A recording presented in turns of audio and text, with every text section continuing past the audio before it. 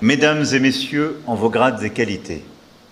Le regard grave et solennel, toujours surjoué, le président de la République a fait ses fameuses annonces sur le service militaire, n'oubliant pas la formule maçonnique « en vos grades et qualités ». Entouré d'un parterre de jeunes engagés, très blancs. À Vars, en Isère, auprès de la 27e brigade d'infanterie de montagne, le président était attendu au tournant après les déclarations polémiques du chef d'état-major des armées sur l'éventualité pour les Français d'accepter de perdre leurs enfants. Au niveau des annonces, le président n'a pas vraiment surpris. Son service militaire version 2026 est prévu pour les jeunes de 18 à 19 ans, nos jeunes comme il se plaît à dire, alors que lui-même n'a pas d'enfants. Il s'agira d'un service national volontaire et purement militaire de 10 mois qui débutera à l'été 2026. Les engagés pourraient être employés dans le cadre de l'opération Sentinelle qui assure des patrouilles de sécurisation partout en France ou dans le cadre d'opérations d'assistance à la population en cas de crise. En réalité, les réservistes participent déjà à des opérations Vigipirate et ce service national volontaire pourrait s'apparenter à une sorte de réserve sur un an. Ce service national se déroulera exclusivement sur le territoire national et ne concernera que des volontaires, 3000 personnes à l'été 2026, puis un objectif de 10 000 en 2030 et 50 000 par an en 2035. Côté gros sous, ce service sera financé par l'actualisation de la loi de programmation militaire 2026-2030 qui prévoit un budget supplémentaire de plus de 2 milliards d'euros pour le service national.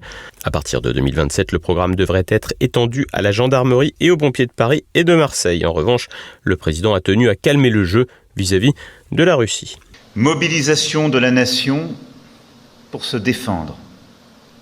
Pas contre tel ou tel ennemi, mais pour se tenir prête et être respectée.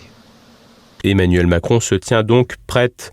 Mais peut-on prendre au sérieux cet engagement à minima du chef de l'État ? En effet, le président avait déjà fait des annonces retentissantes en matière de défense, mais la mayonnaise n'avait pas prise et personne ne voulait de son service national universel, mis à part lui et quelques-uns de ses lieutenants pour employer un langage militaire.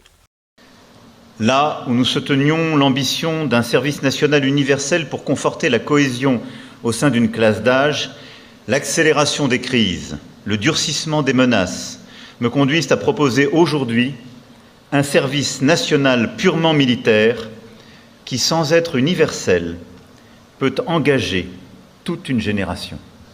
C'est faux. Si son service national universel, le SNU, n'a pas existé, c'est parce que personne n'en voulait et qu'il était trop coûteux pour rien.